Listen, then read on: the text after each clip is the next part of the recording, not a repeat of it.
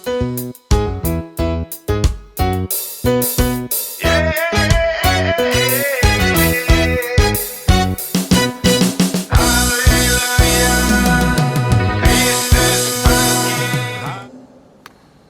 publik. Dan untuk sesi yang pertama ini saya persilakan Romo Eman untuk menyampaikan materinya. Romo, kami persilakan. Terima kasih Bang Hiro. Yang saya kasih Romo Yan, para Rasul Awam. Pada tempat pertama, terima kasih untuk panggilan dan kepercayaanmu. Sore hari ini saya bisa membawakan sebuah bahan yang bukan karena saya menjadi seorang pakar, tapi coba belajar dari kenyataan bagaimana gereja menempatkan diri dalam dunia politik setelah melalui beberapa proses. Karena untuk saya sendiri, ini tahun kelima saya menjadi Ketua Komisi Kerawam setelah Sinode 4. Jadi yang saya embankan ini itu perintah dari Sinode 4. Tadi ada yang mau tepuk tangan, sudah lanjutkan saja tepuk tangannya. Kenapa saya bilang saya tidak berbicara karena saya pakar politik? Karena kita sudah bisa menonton di televisi atau di YouTube bagaimana para pakar berbicara. Yang pasti sehebat-hebatnya seseorang berbicara tentang politik, tidak akan lebih hebat kalau seorang politisi berbicara dengan spiritualitas politik. Nah, inilah yang mereka tidak punya dan hanya dipunyai oleh kita Komisi Kerawam. Maka pada kesempatan ini saya coba memberikan jawaban atas titipan pertanyaan dari panitia tentang panggilan Rasul Awam di tengah tata dunia. Kan permintaannya, bolehkah gereja berpolitik? Ini pertanyaan yang sudah usang dan tidak layak untuk dipertanyakan lagi sekarang ini. Karena kalau kita bertanya begini terus, kapan kita akan maju? Sementara Komisi Kerawam ini sudah lama muncul di dalam gereja, walaupun awalnya Komisi Kerawam itu tidak jelas dia bergerak di bidang apa. Kemarin waktu kami ke Lombok, di tengah jalan kita berbicara dengan Bakus mereka tentang sejarah Komisi Kerawam di Keuskupan Denpasar, yang kemudian dulunya Komisi Kerawam ini termasuk juga mengurusi orang-orang kelompok doa kerahiman, doa karismatik, dan yang seperti begitulah. Baru kemudian beberapa tahun terakhir sudah mulai jelas bahwa Komisi Kerawam itu membidangi bagian politik. Setelah saya coba berkiprah dengan dunia politik, masuk di dalam partai-partai bukan untuk menjadi orang partai, tapi mencoba memahami partai-partai. Kemudian ada juga orang yang mengatakan, kok pastor berpolitik? Bahkan ada yang mengadu ke Bapak Uskup, ngapain Romo Eman berpolitik? Ya, Bapak Uskup cuma jawab, ya karena dia bidangnya di Komisi Kerawam. Jadi kalau dia bicara politik, karena memang itu tugasnya. Kecuali kalau Komisi Kitab Suci bicara politik, itu yang salah. Apakah gereja boleh berpolitik? Itu sudah dari dulu jelas jawabannya. Gereja boleh berpolitik. Dan bahkan terakhir Paus Fransiskus bilang, walaupun politik itu kotor, gereja harus menceburkan diri ke dalamnya. Yang tidak boleh berpolitik adalah hierarki gereja dalam konteks politik praktis. Artinya menjabat jabatan tertentu seperti ketua RT, kepala dusun, kepala desa, dan jabatan-jabatan politis sampai dengan jadi presiden. Kalau memilih jabatan politik itu pilihannya harus keluar dari hierarki. Itulah yang dimaksudkan dengan gereja tidak boleh berpolitik. Tidak boleh berpolitik praktis untuk kaum hierarki. Sedangkan Bapak Ibu Rasul Awam itu dunianya Anda. Anda harus terlibat di dalamnya. Dan memang kenyataannya sudah banyak Rasul Awam yang terlibat dalam dunia politik. Dan kalau kita bicara politik, tidak bisa kita minimalisir dengan konteks seperti kita sedang pemilu. Karena kenyataannya orang berpikir bahwa politik itu kalau sudah dekat-dekat pemilu atau pemilihan kepala desa, bupati, gubernur, legislatif, presiden. Padahal politik itu tentang hidup bersama. Yesus itu seorang politikus karena mengurusi hidup orang banyak. Istilahnya, kalau istilah filsafatnya itu teologi politik namanya son politikon. Ketika kita berhubungan dengan orang banyak, kita adalah politisi. Apalagi kami pastor ini berhubungan dengan orang banyak, tidak untuk hidup sendiri, maka kami seorang politisi. Nah, pada kesempatan ini yang ingin saya mau katakan kepada kita sebenarnya adalah bukan lagi tentang gereja boleh berpolitik atau tidak, karena jawabannya pasti kita boleh berpolitik. Apalagi Rasul Awam. Yang mungkin lebih penting adalah bagaimana gereja berpolitik. Itu jauh lebih penting. Bukan lagi boleh berpolitik atau tidak, tapi bagaimana gereja berpolitik. Tentu ketika gereja masuk dalam dunia politik, itu mungkin seperti masuk di api penyucian begitu. Api penyucian kan sebuah konsep ajaran teologi di mana sebelum kita masuk surga, kita disucikan dulu di api penyucian. Dan sebelum kita betul-betul menjadi seorang politisi sejati, maka memang kita harus masuk api penyucian. Dicuci dulu hati dan pikiran kita.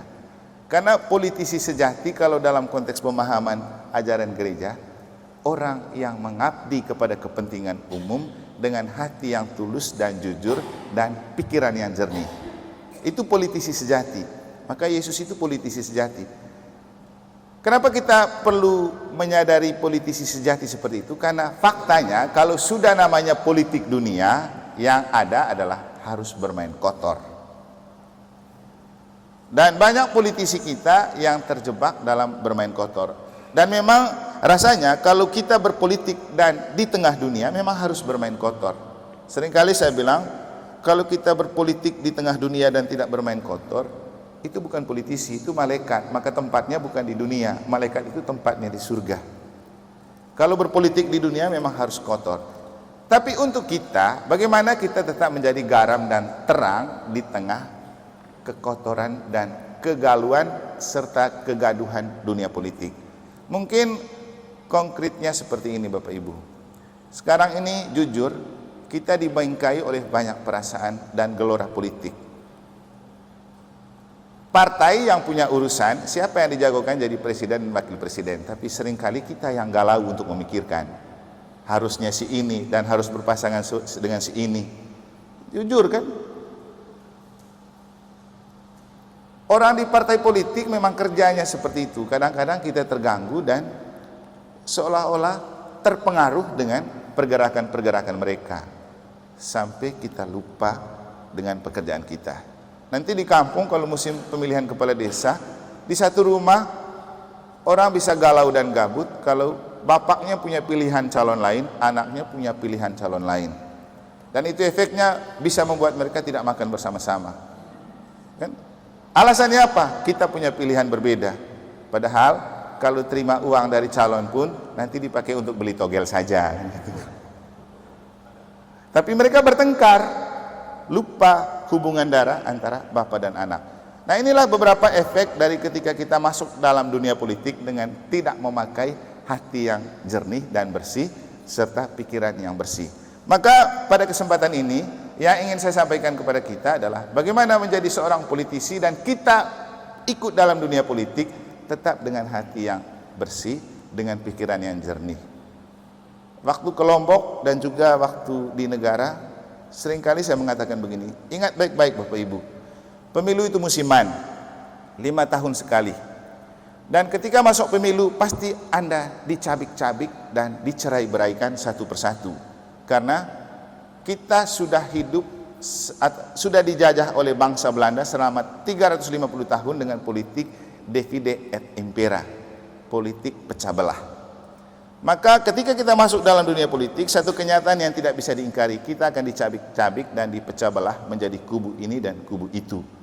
Apalagi kalau kita sudah menyandang, saya punya fans calon presiden ini, wakil presiden ini, saya punya partai ini dan itu. Bayangkan kalau di dalam satu KBG ada banyak calon yang kita punya dan kita hidup di KBG yang sama, Bapak Ibu yakin kita berjalan bersama dengan baik? Yakin? Pasti tidak. Sementara itu di satu sisi kita digadang-gadang untuk bergereja sinodal, gereja berjalan bersama. Jadi tantangan kita untuk gereja sinodal adalah ketika kita masuk tahun politik, masih mampukah dan bisakah kita berjalan bersama sebagai sebuah komunitas ketika kita dibagi-bagi dan dicabik-cabik dalam kepentingan politik. Nah, kepada umat di mana saya pernah berbicara, saya bilang, ingat baik-baik. Ketika kamu masuk dalam dunia politik, masuk dalam partai politik, masuk dalam calon tertentu, satu hal yang tidak boleh kamu lupakan. Kamu tetap orang Katolik yang ada di KBG, ada di lingkungan, ada di paroki. Ketika kamu sakit atau minyak suci dan bahkan mati, bukan orang parpol yang urus kamu, bukan presiden yang datang urus kamu. Kamu cari teman-teman KBG, teman-teman lingkungan. Dan kita tidak tahu kapan kita sakit, kapan kita mati. Kita tidak tahu. Tapi politik jelas. Pemilunya setiap 5 tahun. Jadi jangan hanya karena yang momental seperti ini, kita lalu merusakkan kekeluargaan dan persaudaraan dalam hidup ber-KBG, berlingkungan, dan berparoki. Jadi inilah yang mungkin saya mau katakan kepada kita. Bagaimana caranya kita berpolitik? Maka pada kesempatan ini saya hanya ingin menyampaikan kepada kita tentang hal ini. Spiritualitas politik. Mari berpolitik dengan spiritualitas yang jelas. Spiritualitas artinya roh apa yang menjiwai diri kita untuk kita terjun di dunia politik. Jadi kalaupun di politik itu kotor, kita pakai prinsip minus malum. Setidak-tidaknya kita agak kurang baik dari yang kurang baik, kan gitu misalnya. Di antara banyak yang jahat, kita agak kurang jahat daripada di antara banyak penjahat, kan gitu prinsip minus malum. Kalaupun dalam jabatan politik ada kebiasaan korupsi, ya kita juga boleh korupsi, tapi jangan sampai lebih korup dari mereka yang sudah korup, gitu. Dikurangi maksudnya. Karena itu juga kenyataan yang tidak bisa dihindari. Toh kalau kemudian kita berdosa kan masih ada sakramen tobat. Nah inilah keunggulan gereja Katolik. Silakan Anda berdosa, ada sakramen tobat sebagai penangkal dan penebus. Ini itu. Maka sebenarnya jadi politisi Katolik itu enak. Kalaupun di sana kita berdosa, jangan lupa ke gereja, datang mengaku dosa, dosanya selesai, walaupun perkaranya tetap berjalan, kan gitu. Itu enaknya jadi politisi Katolik. Maka seringkali saya mengatakan kepada orang-orang, bersakramen politiklah. Bukan kita menciptakan sakramen ke-8 di dalam gereja. Bersakramen politik itu artinya sakramen dulu baru berpolitik. Terima sakramen di gereja dulu baru pergi ke dunia politik supaya kita kuat, ada yang membentengi. Apalagi ketika kita berpolitik, Yesus berpesan, pergilah, aku mengutus kamu seperti anak domba ke tengah serigala. Nah, anak domba, kalau serigala lihat, pasti serigalanya ngiler. Mau makan dan santap kita. Dan kita kaum minoritas adalah domba-domba yang empuk untuk disantap oleh kaum mayoritas atau para serigala. Tapi tidak usah takut, ketika Yesus menyuruh kita untuk begitu, Yesus sudah siapkan garansi. Garansinya apa? Cicip dulu anak domba Allah di dalam misa, baru kita diutus sebagai anak domba Allah. Pasti aman. Artinya, sakramen Ekaristi dulu baru berpolitik. Jangan tiba-tiba berpolitik, tidak pernah terima sakramen-sakramen di dalam gereja. Jadi kalau kita bicara sakramen politik, maksudnya dahulukan sakramen, maka berpolitik itu tambahan. Jangan dibalikan, politik dulu baru sakramen. Ya mungkin menurut saya sih agak baik kalau ada politisi yang setelah berpolitik dia cari sakramen. Yang paling parah, sudah tidak terima sakramen sebelumnya, masuk dunia politik, sudah masuk di dunia politik dan asik, tidak cari sakramen lagi, alias murtad.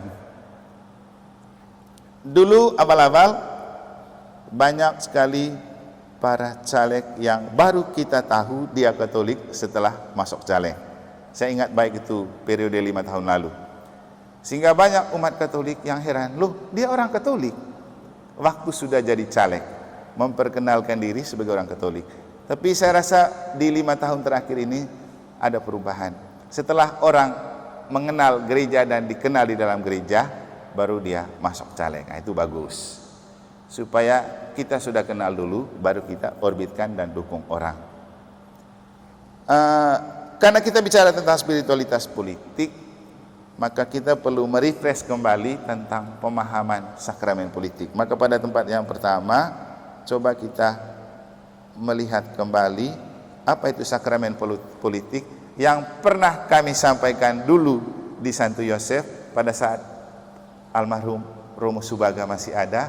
Waktu itu Romo Yan masih baru dan belum ada gedung ini. Kita buat sarasehannya di bawah gereja. Bicara tentang sakramen politik. Waktu itu sama Kak Yusdi juga mereka. Ya, kita perlu refresh lagi biar kita tahu apa itu sakramen politik.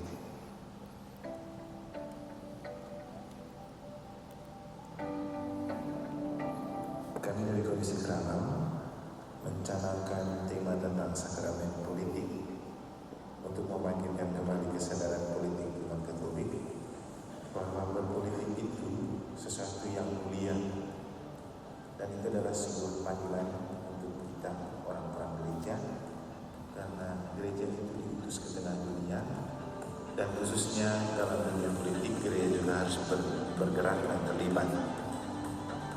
Politik sejatinya sangat mulia karena ditujukan untuk mengabdi kepada kepentingan dan kebaikan banyak orang. Namun dalam perjalanan fakta, politik itu seperti dipelintir ke kepentingan dan gengsi.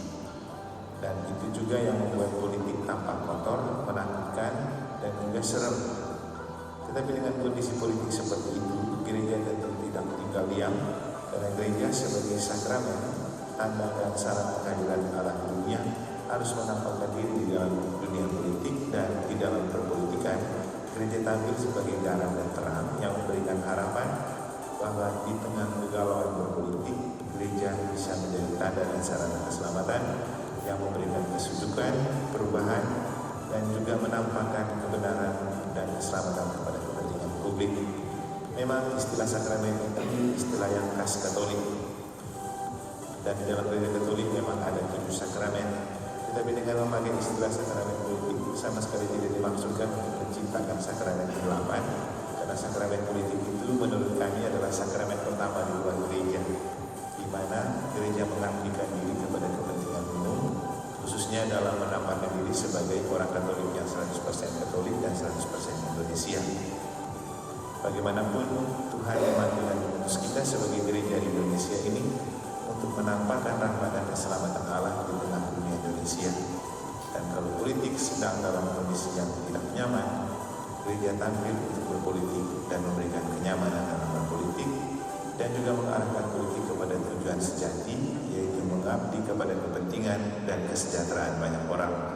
Maka gagasan sakramen politik bagi kami merupakan panggilan Kristiani, khususnya panggilan Katolik, untuk menampakkan diri sebagai tanda dan sarana kehadiran keselamatan Allah yang tak tampak menjadi tampak kepada dunia politik. Ya, ini sedikit flashback untuk mengingatkan kita. Ini kita omong 2019, sekarang 2023. Tapi banyak yang sudah lupa. Tadi saja waktu mulai pertemuan ada satu orang ibu yang cukup menyita waktu berdiskusi dengan Pak Hiro. Kita omong apa? Apakah kita dukung mereka itu nanti ya? Pokoknya banyak pertanyaan. Feeling saya begini, yang datang ini kan pejabat gereja, rata-rata pejabat paroki lah di dalam gereja. Bayangkan dengan umat yang tidak pernah tersentuh sama sekali menikmati pandangan gereja tentang politik. Berarti memang mereka tetap hidup dalam pemahaman bahwa gereja tidak boleh berpolitik. Saya yakin itu. Maka ketika kita hadir dalam pertemuan seperti ini, ya kita diingatkan kembali bahwa kita boleh berpolitik, dan kita berpolitik dengan cara apa, itu yang perlu kita lalui dalam proses belajar terus-menerus. Sudah kita temukan bahwa berpolitik itu panggilan setiap orang yang sudah dibaptis. Dan itu adalah misi kita yang relevan sekarang. Hari ini kan kita merayakan Hari Minggu Misi Sedunia yang ke-97 dengan tema apa?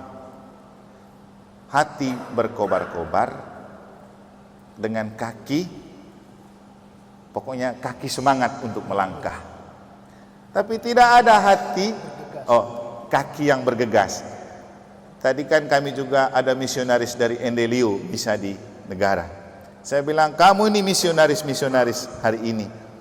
karena kamu tergerak oleh hati yang berkobar-kobar, mau datang misa di negara, dan kemudian kakimu bergegas sehingga walaupun sampai jam 1 malam mereka tetap pergi.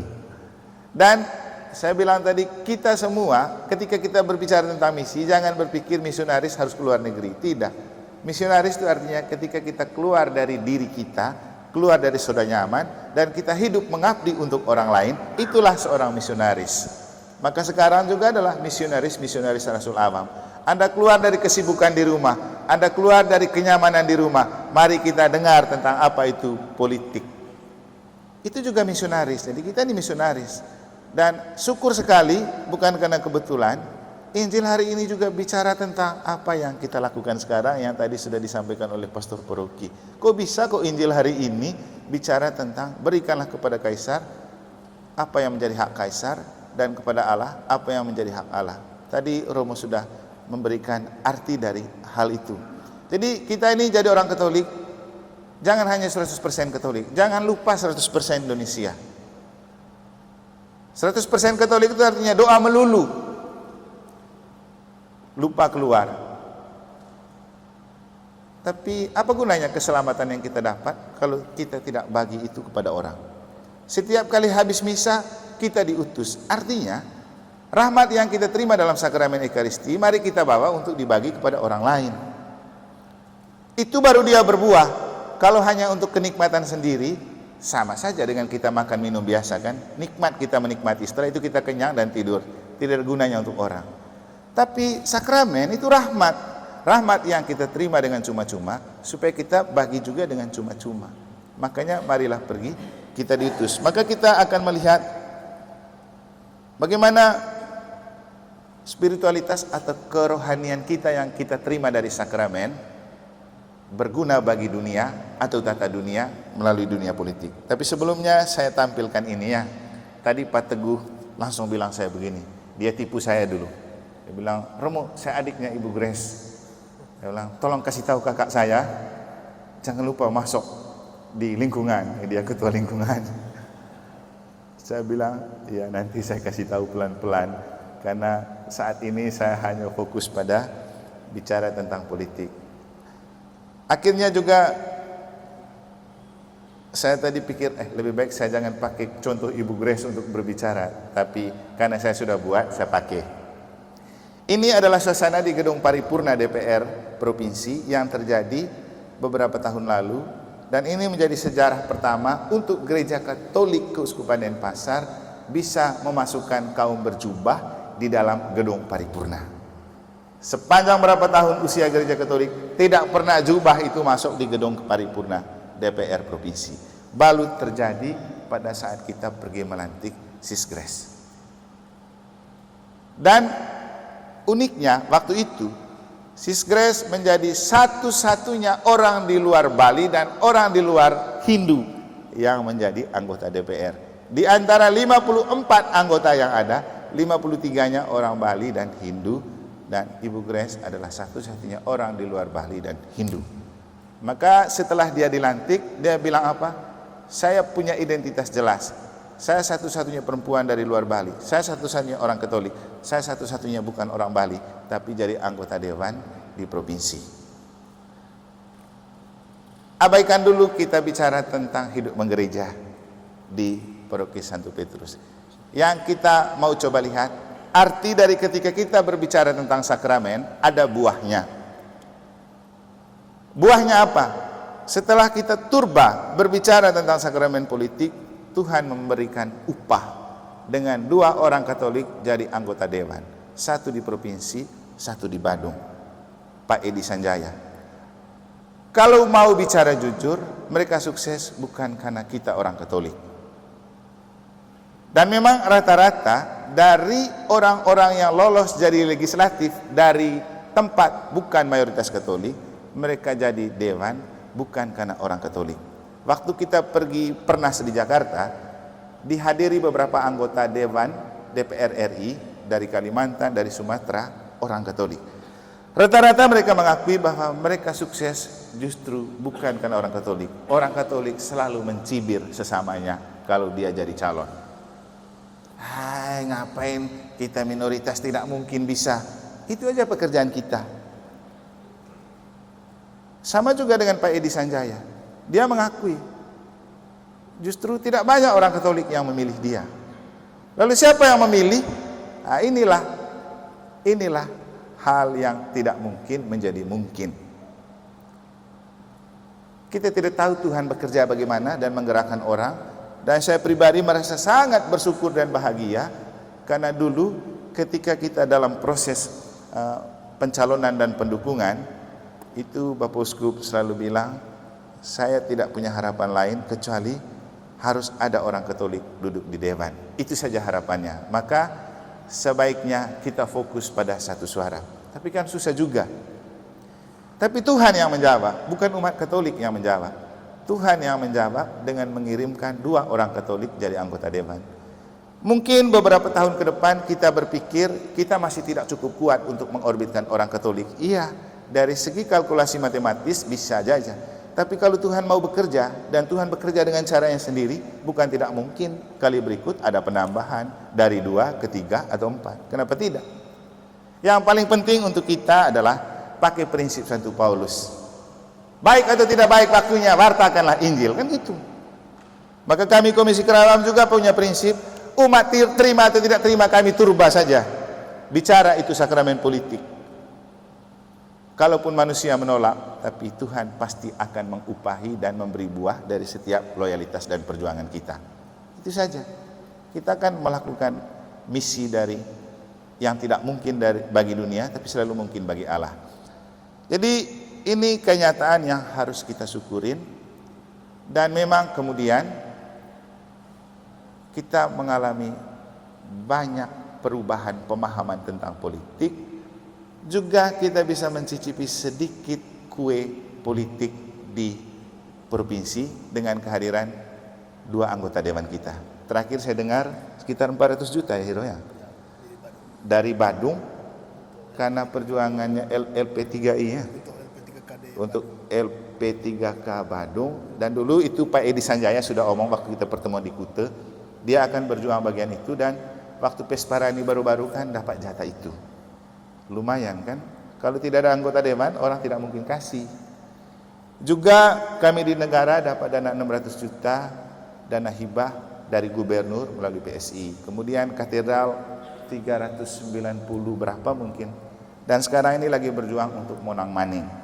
Itu beberapa arti dari kehadiran anggota dewan di dalam legislatif. Nah, dengan beberapa pengalaman ini, ngapain kita tidak terus bergerak dan berjuang supaya ada lagi begitu. Dan dengan kehadiran anggota dewan kita paham betul tentang apa itu dana reses. Ya lumayanlah satu orang anggota dewan dapat dana reses 20 juta kan kita bisa pakai. Dan beberapa kali kita buat pertemuan Komisi Kerawang itu pakai dana itu. Kalau tidak ada orang kita, bagaimana kita dapat? Yang paling penting mungkin pemahaman kita tentang dana dari pemerintah. Kita sudah seringkali ditipu oleh dewan-dewan sebelumnya. Mereka cukup kasih kita 200-300, masalah selesai. Nah, dana hibah itu mereka angkut semua. Itulah kalau politik uang. Kita sudah dibayar, setelah itu mereka tinggal panen. Nah, ini hal yang perlu kita cermati dan perhatikan untuk berpolitik selanjutnya. Lebih baik kita terus terima 200-300 yang masuk kantong itu. Yang penting kita punya jatah lebih banyak untuk kepentingan umum. Memang susah juga, karena tidak semua orang Katolik itu berpikir tentang bonum commune, kesejahteraan bersama. Masih banyak orang Katolik yang berpikir kalau saya tidak masuk di kantong saya, tidak ada gunanya saya mendukung. Karena politik uang itu untuk masuk kantong beli rokok saja. Dan kita kehilangan kesempatan yang lebih banyak lagi.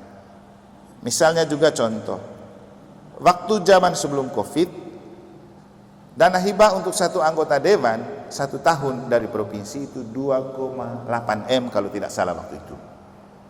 Kemudian dipangkas karena Covid. Dan Ibu Grace langsung bilang, Romo, share ke teman-teman Romo, ini ada dana sejumlah ini, silakan masukkan proposal. Ada beberapa yang masukkan proposal, termasuk kami dari negara. Waktu itu saya kasih pesan di Ibu Grace, Bu Grace, buktikan bahwa kalau ada orang Katolik di dalam legislatif, ada gunanya untuk gereja. Kasih saya banyak-banyak, supaya setiap kemana saja saya pergi, saya akan bicara tentang pengalaman ini. Sebenarnya bukan karena itu, tapi di antara semua proposal yang masuk, kita yang masuk kriteria. Karena masukan proposal ke gubernur itu harus dapat rekomendasi dari RT, RW, lurah, camat, bupati, baru lolos. Nah, inilah maksudnya gereja itu berinteraksi sosial itu untuk begini. Kita kalau mau dapat dana dari pemerintah, kalau yang lebih besar, maka kita harus punya jaringan dengan semua bentuk pemerintahan. Dan ini juga yang sering menjadi keprihatinan kita. Makanya kita para pastor juga memang perlu, kalau ada undangan dari pemerintah, hadirlah. Kalau kita punya hajatan di gereja, undanglah mereka. Itu penting supaya mereka kenal siapa kita dan supaya mereka juga memperhitungkan kita. Kami di negara sekarang karena sering buat begitu, sejak saya ada di sana, setiap kali ada hajatan minimal untuk konsumsi 5 juta kita dapat lah. Kalau mereka undang kita pasti bawa voucher. Jangan berpikir kalau kita undang bupati yang harus datang bupati, tidak. Yang penting undangannya sudah meluncur. Nanti dia utus siapa, asisten ke apa, tidak penting. Tapi kita sudah diperhitungkan.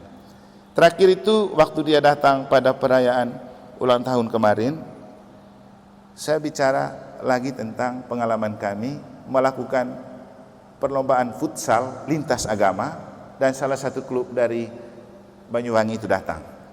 Saya bilang, Bupati, setelah kita buat turnamen ini, kita orang Katolik cuma 2 klub, satu dari kami, satu dari Tangep. Berapa klub yang lain itu agama lain semua.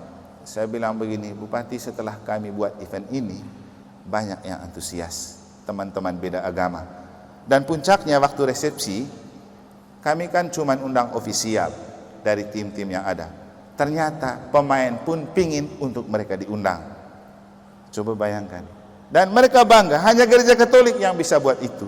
Dan yang membuka event itu wakil bupati. Dan waktu saya ketemu lagi terakhir di upacara bendera, wakil bupati bilang, Romo tidak buat main futsal lagi. Karena kita sudah sering berinteraksi dengan mereka, mereka mulai memperhitungkan kita. Apalagi kalau secara politik itu ada gunanya untuk mereka. Pasti mereka akan cari ke kita terus. Sampai yang terakhir, saya undang bupati itu, lalu saya bicara, selanjutnya kami membutuhkan sarana supaya ketika kami membuat event seperti ini, kami bisa mengakomodasi mereka. Dan kami ingin memakai tempat kosong di bagian timur untuk membangun bantilan. Saat itu juga Bupati bilang, Romo kita transaksi di sini, waktu dia beri sambutan. Saya bilang, ya nanti saja. Terakhir saya cek di Sepri, ternyata memang sudah di ACC, proposal kita untuk pembangunan bantilan itu diterima. Memang agak berkurang, ya, karena tahun politik kan banyak juga dana dialihkan untuk politik. Tentu jumlah tidak terlalu penting. Yang paling penting itu harga gereja Katolik di mata mereka. Jadi harga gereja Katolik di mata mereka. Walaupun nanti Bapak Ibu tidak menutup kemungkinan, karena kita ini sudah menjadi pengikut Kristus yang bertumbuh dan berkembang dalam pengkhianatan seperti Yudas, maka dalam kenyataan orang akan berlaku seperti Yudas juga di dalam gereja. Kami setelah mendapat dana 600 juta, kepala pusing bukan main. Di medsos kita diumbar-umbar, dituduh korupsi, diadukan ke kejaksaan, diadukan ke inspektorat. 2 kali saya ke inspektorat untuk mempertanggungjawabkan dana itu. Saya gentle-gentle saja, untuk saya senang-senang saja yang gitu-gituan. Kenapa? Menambah jam terbang dan membuat mereka paham apa itu gereja Katolik dan apa itu kaum berjubah di dalam gereja Katolik. Waktu mereka ajukan ke kejaksaan, kebetulan saya biasa membangun relasi baik dengan mereka. Saya pergi saja pesiar ke rumahnya sambil ngopi, berbicara di close. Tapi ternyata ajukan ke inspektorat. Ini kan jauh. Ya sudah, singkat cerita, saya pergi ke sana. 2 kali saya menghadap, saya bawa jubah. Sampai di sana saya ajak mereka berdoa, saya mulai bicara. Saya hanya bilang begini, pertama, jangan karena uang 600 juta citra gereja Katolik itu rusak dan dianggap sebagai lembaga yang tidak jujur dan tidak benar. Saya datang ke sini dengan pakaian rohaniwan untuk mau mengatakan bahwa gereja Katolik itu pencinta kejujuran dan kebenaran. Saya datang berbicara jujur dan benar. Terus macam-macam, memang ada beberapa yang tidak sesuai dengan regulasi. Nah, justru disitulah kita muncul sebagai seorang rohaniawan. Saya hanya katakan kepada mereka, bayangkan dengan Bapak Ibu sendiri, Kalau di rumah Bapak Ibu punya anak, dan salah satu anak kamu sudah minta jatah, anak yang belum dapat jatah ini ngomel, apakah kamu tuntut kepada anak yang kamu sudah kasih jatah, atau kamu harus memenuhi dia yang masih ngomel? Sama juga dengan ini. Ada yang ngomel, itu karena dia tidak kebagian dengan kue ini. Ya, kita semua orang Katolik belum tentu punya hati yang tulus, karena kita pun ingin mencicipi ketika dana itu masuk untuk gereja kita, kan?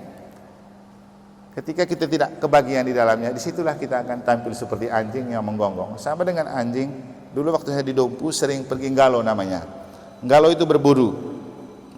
Kita bawa anjing, anjing kalau dia belum dapat babi hutan, dia gonggong terus-terus. Tapi kalau dia sudah dapat babi hutan, dia gigit, kan dia diam. Ya, sama dengan dunia politik. Mungkin juga di dalam gereja. Kalau dia belum dapat jatah, dia akan gonggong terus. Tapi kalau sudah dikasih makan, diam, dah dia. Itu yang ingin saya katakan, bahwa tidak mudah kita mengambil bagian dalam kue politik. Mengandaikan tidak ada Yudas, oke-oke saja. Tapi kalau ada Yudas, itu yang bikin kita repot. Kita harus berhadapan dengan masalah yang lebih besar. Dan waktu ke inspektorat, saya cuma bilang, saya bangga datang ke sini dengan jubah seperti ini. Dan ini menjadi kali kedua saya masuk di kantor instansi dengan saya pakai kebesaran seorang rohaniwan. Di sebelah ini beberapa tahun lalu saya datang untuk melantik salah satu orang Katolik dengan jubah ini. Kali ini saya dipersoalkan karena dana itu, dan saya pakai jubah seperti ini. Jadi saya bangga saya bisa datang ke kantor ini, dan saya berterima kasih karena ini jauh lebih elegan daripada kita diumbar-umbar di medsos. Urus. Banyak yang mencurigakan, tapi kemudian saya mengklarifikasi semuanya. Ada beberapa kesalahan regulasi yang kemudian membuat kita harus kembalikan dana sekitar 60 atau 70 juta. Hanya karena kita terlambat ambil di koperasi itu. Laporan bulan Desember kita ambil bulan Januari. Kenapa begitu? Harus kembalikan. Ya. Pokoknya saya menjelaskan. Terakhir saya bilang, kami akui kami salah dari segi regulasi. Tapi juga kamu harus tahu, kami tidak belajar khusus tentang hal ini. Kami baru dapat jatah seperti ini dan kami dalam proses belajar. Kalau salah tolong diperbaiki. Kalau ada jatah lagi, kasih lagi kami supaya kami buat benar gitu. Tapi kemudian saya bilang gini, kamu ngotot untuk saya kembalikan atau gereja kembalikan itu. Logikanya begini, kalau kita kembalikan berarti benar kita korupsi. Kalau tidak, kita tidak korupsi. Dan memang kita tidak korupsi walaupun dimanfaatkan tidak sesuai regulasi. Karena sebenarnya memang ada regulasi sesuai proposal, tapi waktu itu saya tanya Ibu Grace, Ibu, kalau kita pakai dana ini cuma untuk bangun tower dan ini lebih, kelebihan ini kita kembalikan? Ibu Grace bilang, Romo pakai saja apa yang perlu untuk gereja, yang penting pakai untuk gereja, itu yang kita pegang. Sehingga kita buat 2 LPJ, satu yang untuk sesuai dengan proposal, satu yang real. Terakhir kita bawa yang real ini untuk mengatakan kepada mereka, kami tidak korup walaupun tidak sesuai dengan regulasi. Tapi mereka kan paksa supaya ada pengembalian uang. Lalu saya bilang, oke, kami akan kembalikan uang ini dengan catatan. Satu, saya harus ketemu dengan Ibu Grace, dan bersama Ibu Grace saya akan pergi ketemu gubernur. Bagaimana menyikapi ini? Karena di situ juga mereka sudah buat surat ke gubernur, salah satunya bahwa dana ini 300 juta tidak dipakai tapi dialihkan ke rekening pribadi Romo Eman. Mereka buat surat ke Koperasi Tritunggal waktu itu. Di sana kan tidak ada, anak-anak kita juga yang kerja. Mereka tanya saya, Romo, ini ada surat dari inspektorat, apa? Katanya uang 300 dari dana itu ke rekeningnya Romo. Cek saja kamu punya pembukuan, ada enggak uang 300 juta atas nama saya? Tidak ada, Romo, atas nama gereja. Ya kamu jawab sesuai dengan kenyataan. Tapi mereka sudah buat cerita kemana-mana bahwa 300 juta itu dipakai ke rekening pribadi saya. Oh sudah, di medsos sudah, ke inspektorat sudah, ke kejaksaan sudah, ke Bapak Uskup juga sudah semua. Bayangkan. Nah, ini singkat cerita yang mau menunjukkan bahwa tidak mudah. Dan terakhir saya bilang, saya akan ketemu gubernur dengan Ibu Grace. Di situ mereka agak tidak terima. Kenapa harus bicara dengan gubernur? Oh, langsung saya baca, oh ini hanya berani di bagian bawah. Yang kedua, permintaan saya akan kembalikan uang ini dengan sejumlah itu, kasih saya pekerjaan di provinsi ini dengan catatan seluruh pekerjaan yang saya tinggalkan dalam pelayanan kamu yang harus urus. Bagaimana? Saya siap menjadi pekerja untuk mengembalikan uang itu, tapi seluruh karya pelayanan saya sebagai imam, kamu yang urus. Tidak berani. Ya, hasil akhirnya sudah buat suatu surat keputusan yang menyatakan bahwa kami tidak makan uang dan tidak kembalikan dana-dana yang mereka minta. Itu singkat cerita tentang bahaya Yudas di balik proyek yang kita dapat dari dana pemerintah. Ini beberapa contoh konkret dari spiritualitas politik, bahwa dimanapun kita digiring dalam dunia politik, satu hal yang pasti dan perlu, jangan kehilangan kerohanian. Mungkin itu kata kuncinya. Kemanapun kita digiring dalam dunia politik, jangan sampai kita kehilangan kerohanian. Dan kerohanian kita hanya bisa dijaga ketika kita mencicipi sakramen-sakramen yang sudah disiapkan gereja kepada kita. Ya, memang tidak perlu kita cicipi semua sakramen, karena kalau cicipin semua kan tidak enak. Masa sudah cicipin sakramen perkawinan baru sakramen imamat lagi kan. Tuh. Jadi itu beberapa hal yang saya inikan.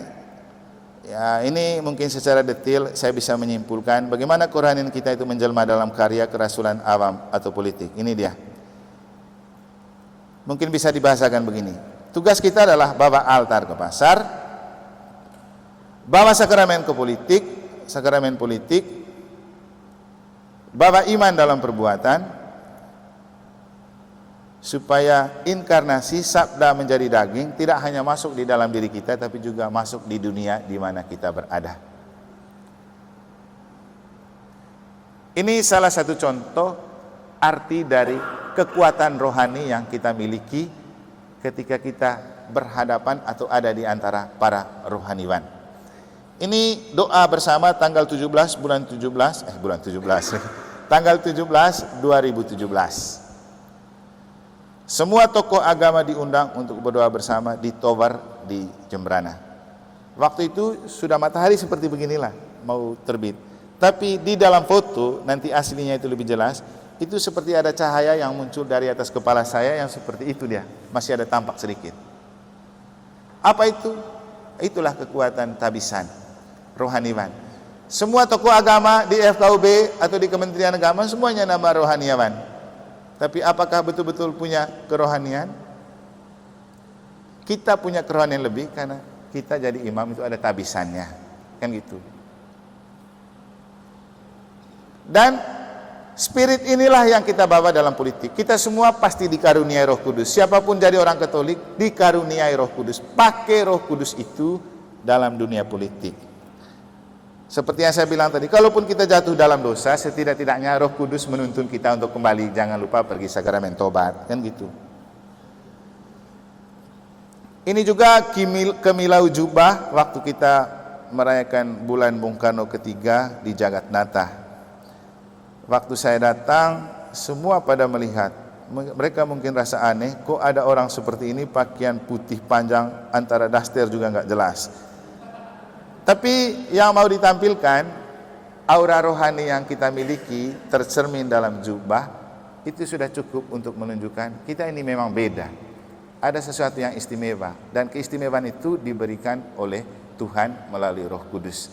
Saya rasa bacaan Injil kemarin ya, ketika Yesus bilang apa? Siapa yang mengakui aku di hadapan manusia dan dunia, ia akan kuakui di hadapan malaikat Allah di surga. Siapa yang menyangkal aku di dunia, ia juga akan kusangkal di hadapan Allah di surga.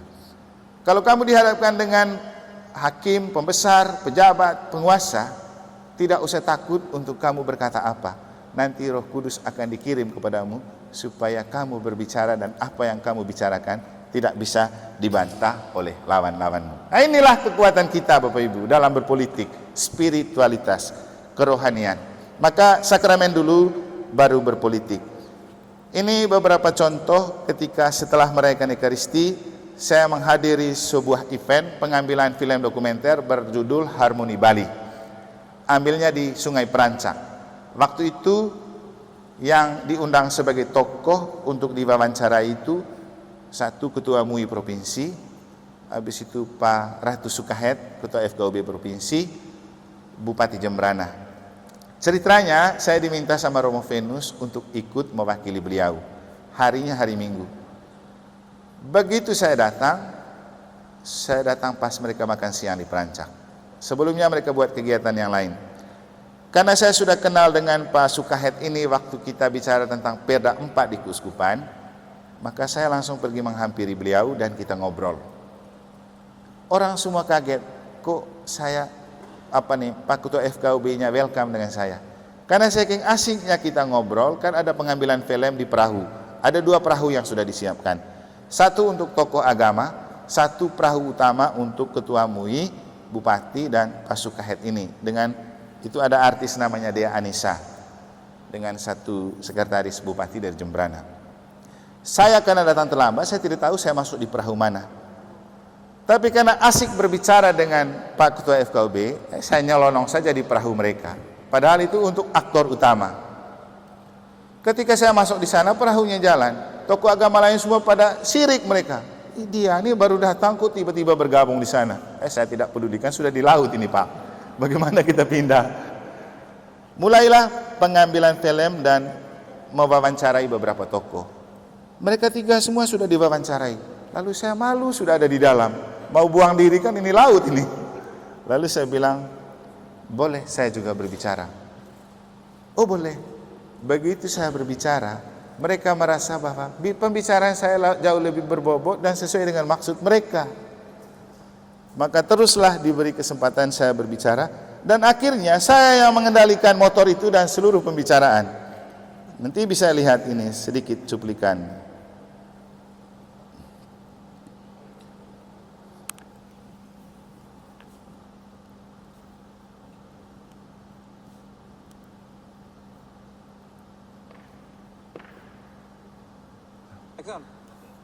Mana?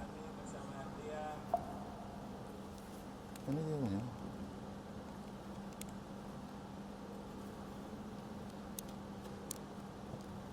Mati nih. Oke.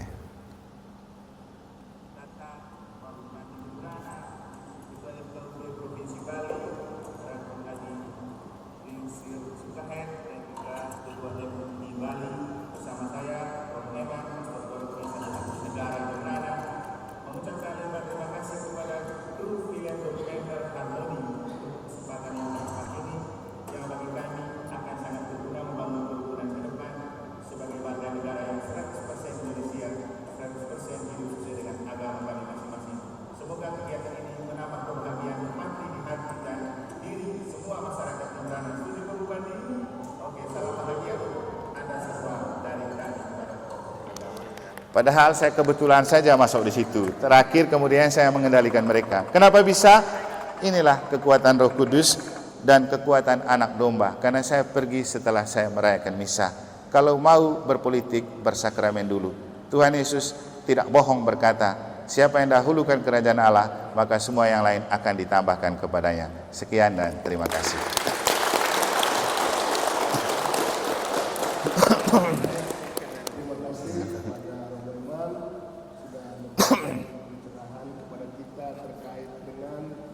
Panggilan kita sebagai kaum awam di tengah dunia, termasuk panggilan di bidang politik, bahwa politik adalah sesuatu yang mulia karena untuk mengabdi pada kepentingan umum, untuk mengabdi pada kebaikan bersama atau komunis. Sekali lagi terima kasih kepada Romo Eman.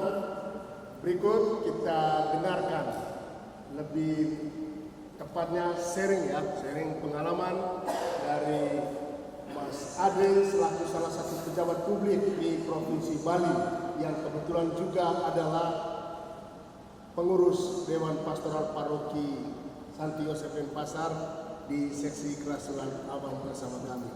Kepada Mas Ade kami persilakan. Saya dulu Pak Des. Oke, terima kasih. Bapak Ibu mungkin pernah mendengar istilah atau baca buku NATO. No action, talk only. Itulah orang Katolik di dunia politik kalau mau jujur. Omong paling besar, paling banyak, giliran aksi hilang. Ini nomor 1 yang perlu kita retas. Karena ketika kita bicara pemilihan seperti ini pun, di mana-mana, di medsos, di mana orang Katolik omong paling banyak. Padahal nanti ujung-ujungnya dia tidak punya KTP untuk memilih, tapi omongnya sudah paling banyak, pengaruhi orang sudah paling banyak. Itu yang pertama. Yang kedua, seperti yang tadi dikatakan oleh Kak Yusdi, kita itu kalah jauh dengan teman-teman lain dalam hal kekompakan dan militansi. Kita itu selalu pesimis. Kita tidak akan pernah bisa duduk di sana. Padahal teman-teman di tempat lain, gereja-gereja lain, mereka tetap membangun optimisme dan mereka bergerak dengan cara yang mereka bisa buat. Gereja Katolik, komisi keramam turun seperti ini saja, belum tentu orang mau dengar kan? Apalagi itu. Kalau di Lombok kemarin saya guyon begini. Ya, dari atasnya saja memang begini. Coba kita lihat di komisi-komisi. Komisi keramam tidak ada dananya.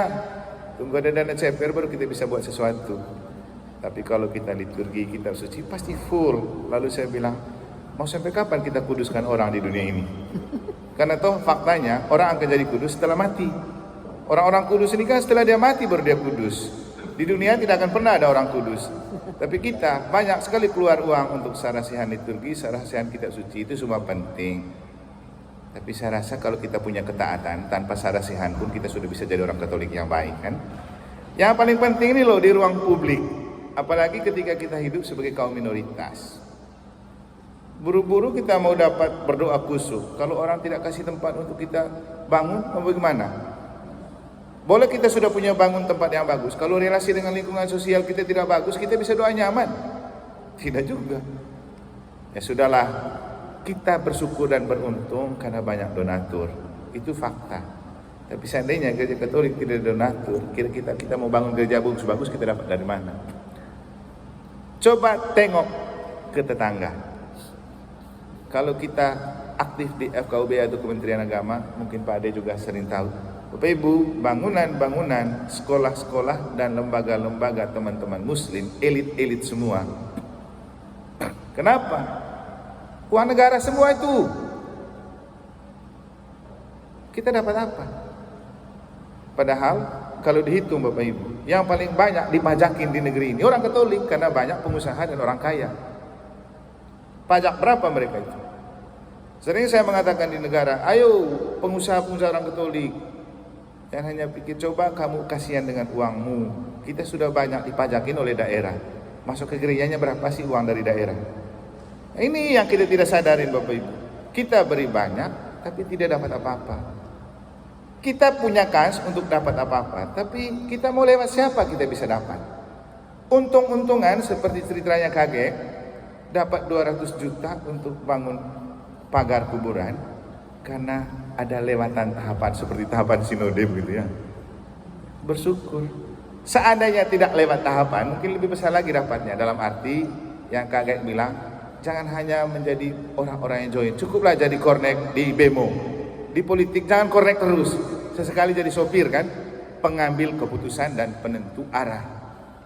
Dan pertanyaannya, kapan kita bisa dapat itu? Ya kembali ke prinsipnya gubernur siapa dulu di NTT. Kapan lagi kalau bukan sekarang, siapa lagi kalau bukan kita? Ini loh era orang Katolik yang banyak orang pintar. Bukan saja sekarang, dari dulu banyak orang Katolik yang pintar. Tapi pintarnya itu kalau rapat DPP. Tapi kalau sudah giliran keluar, kita minta tolong, ayo coba nanti kamu hadirin di situ, hadirin. Sibuk romo, tidak ada waktu. Giliran rapat DPP paling banyak omong dan ngotot. Nah, gereja Katolik selalu suka tengkar ke dalam sampai tengkuknya tegang. Keluar kita tidak berani sedikit pun.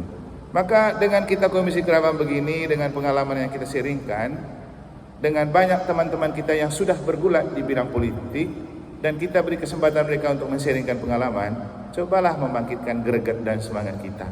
Kita Katolik itu kan terkenal kuat karena taat dan setia. Kalau kita tidak taat dan tidak setia, gereja Katolik tidak akan kuat. Pasti banyak gereja lain yang muncul di dalam gereja Katolik. Coba bawa ketaatan itu dalam hidup yang biasa-biasa. Belajar untuk taat satu sama lain. Ketika ada orang kita yang naik, cobalah kita setia untuk mendukung. Mungkin ini agak spiritual, tapi kata-kata spiritual itu selalu punya makna. Kata Mother Teresa, kita itu hidup bukan hanya untuk sukses, tapi untuk setia. Ya, setialah bersama-sama meningkatkan semangat orang dalam hal politik melalui keramat. Bapak Ibu, memang gereja bukan tempat untuk berpolitik dan tidak bisa kita berkampanye tentang orang yang kita dukung lewat gereja dalam arti mimbar. Itu tidak boleh. Tapi kita juga bisa berpolitik dalam berbahasa. Contoh, kita punya gereja itu di sana, ini aula. Ketika kita bicara politik di sini, kita bukan berbicara politik di gereja, tapi kita berbicara politik di aula. Kan gitu saja.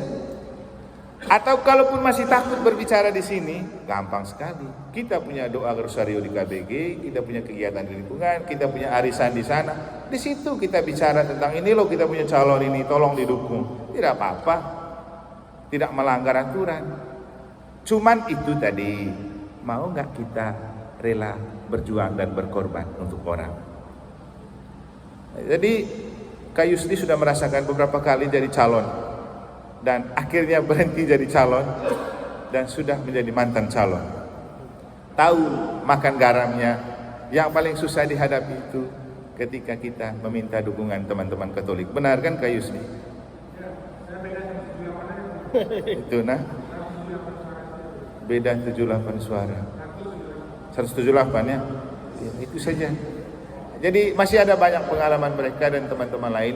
Dengan kita buat kegiatan ini, kita mendengar pengalaman ini untuk belajar ke depannya. Jangan stagnan. Dari dulu kita begini terus, kapan berubahnya? Dan untuk perubahan itu selalu saya mengatakan di mana-mana dari pengalaman hidup di paroki dan politik. Dua saja kunci kalau mau membawa perubahan. Satu, berkorban. Dua, makan korban. Kita harus berkorban dan harus ada yang dikorbankan. Itu baru ada perubahan. Saya sudah seringkali dilakukan seperti itu.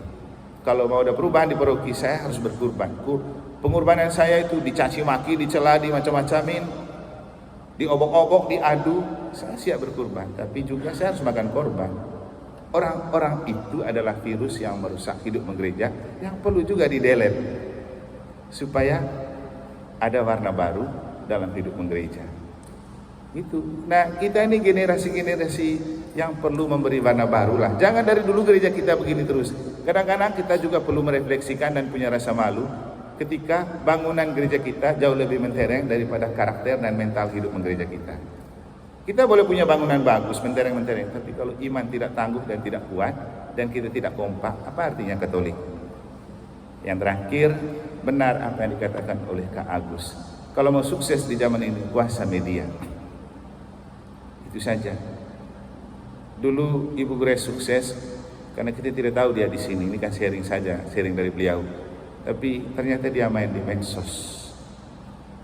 Itu yang kemudian membuat dia bisa sukses, bermain di medsos. Jangan terus-terus gaptek. Kalaupun kita yang calon itu gaptek, pakailah tim yang bisa menguasai sedikit dunia atau media sosial. Ini fakta yang memang mau tidak mau harus kita lakukan. Waktu kita pergi mengikuti pertemuan Komisi Kerabat beberapa tahun lalu di Jakarta, kami menghadirkan salah satu narasumber dari NU, anak muda. Saya masih ingat namanya Syafiq Ali. Dia diundang untuk berbicara secara khusus di depan para romo dan semua tokoh Rasul Awam se-Indonesia. Dia bilang apa? Para romo dan orang-orang Katolik, awam-awam Katolik, Anda terkenal sebagai manusia yang punya kualitas hebat di bangsa ini, bahkan di dunia ini. Tapi sayang sekali kalau Anda cuma berkualitas di mimbar dan di dalam gereja. Cobalah keluar ke dunia sosial. Dia bilang ini, we are living under the dark cloud of hatred. Dia bilang kita itu sedang hidup di dalam awan kelam kebencian, dan di dunia media sosial banyak sekali orang yang menebarkan kebencian. Kalau kamu yang mengajarkan kasih dan betul punya kasih, coba tebarkan kasih itu di medsos. Jangan hanya bicara di mimbar. Dan saya rasa memang sampai kita busa mulut pun di mimbar tetap tidak ada perubahan kan. Tunggu betul-betul mujizat terjadi. Tapi hal itu yang kemudian memacu saya untuk pulang dari situ. Saya buat YouTube, saya buat IG, saya buat Facebook. Sehingga kalau kemudian pastor yang paling tenar di medsos itu selalu muncul saya ya, karena itu. Walaupun ada sisi positif dan negatifnya. Karena ketika kita muncul di sana, selalu orang melihat dengan kacamata berbeda. Ada yang positif, ada yang negatif. Tapi saya rasa untuk kita paling penting, motivasi dan tujuan kita tampil ke sana itu apa? Kalau kita tidak pajangkan di medsos, orang tidak tahu Gereja Katolik itu apa kegiatannya, pastor itu siapa, apa kegiatannya. Maka ketika kemudian saya melakukan kegiatan pendidikan politik seperti ini, banyak orang terbuka matanya, oh ternyata Gereja Katolik juga punya pastor bisa berpolitik. Kenapa tidak? Yang tidak boleh kan berpolitik praktis. Mungkin ini beberapa tambahan yang bisa saya sampaikan. Semoga berguna untuk kita. Lagi-lagi, kapan lagi kalau bukan sekarang? Siapa lagi kalau bukan kita? Untung partai memperhitungkan orang Katolik. Karena mereka punya kualitas, partai memakai. Kita harus bangga dan acungi jempol untuk mereka. Tapi coba kita mendukung mereka dengan cara yang bisa kita lakukan. Saya sendiri sebagai imam tidak dapat apa-apa dari mereka kan kalau dihitung secara matematis. Tapi bukan itu yang lebih penting. Ketika saya berbicara untuk memberikan pencerahan kepada orang, itu adalah kekayaan terbesar dalam hidup. Bapak Ibu boleh tidak punya apa-apa untuk mendukung mereka, apalagi dana. Tapi kalau membantu mencerahkan umat untuk mendukung, apalagi memilih mereka, saya pikir ini pekerjaan yang sangat mulia. Dan Yesus bilang apa? Ketika kamu berbuat baik, bukan hanya membuat namamu harum, tapi karena itu namamu terdaftar di surga. Mau masuk surga kan? Ya banyak berbuat baik. Sekian dan terima kasih.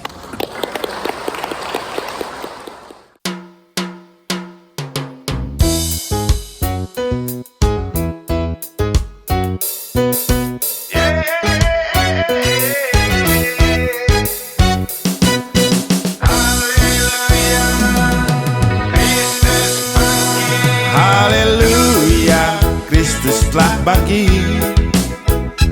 Dosa dan maut telah dikalahkan. Kuasa Allah, Yesuslah Putra Bapa.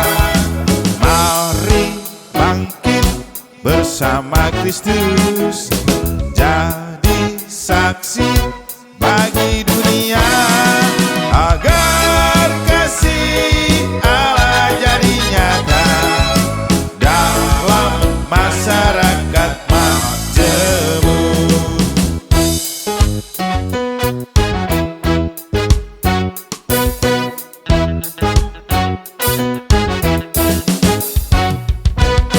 Yesus merajut persaudaraan, malam berjamuan bersama kekasih. Ada kekasih yang tak setia, Yesus ketangkap karena korban money politik. Haleluya, Kristus telah bangkit. Dosa dan maut telah dikalahkan. Kuasa Allah, Yesuslah Putra Bapa. Mari bangkit bersama Kristus, jadi saksi bagi dunia, agar kasih Allah jadi nyata dalam masyarakat majemuk.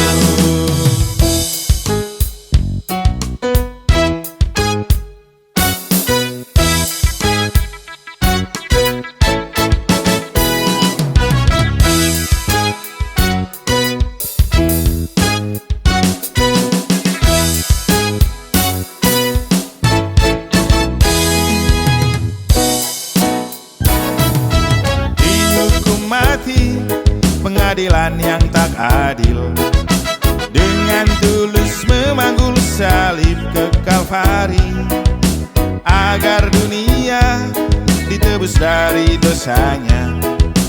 Bukti kasihnya pada rencana Bapa. Haleluya, Kristus telah bangkit. Dosa dan maut telah dikalahkan.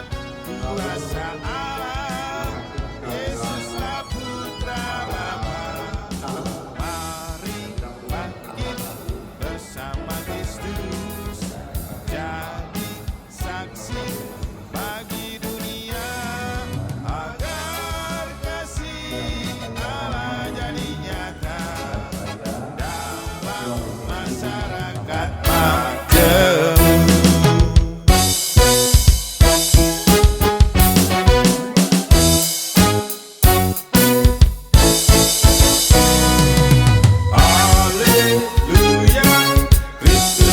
Hidayah, haleluya, Kristus telah bangkit. Mati disalib untuk bangkit kembali, bawa para kekasih cahaya hidup ilahi.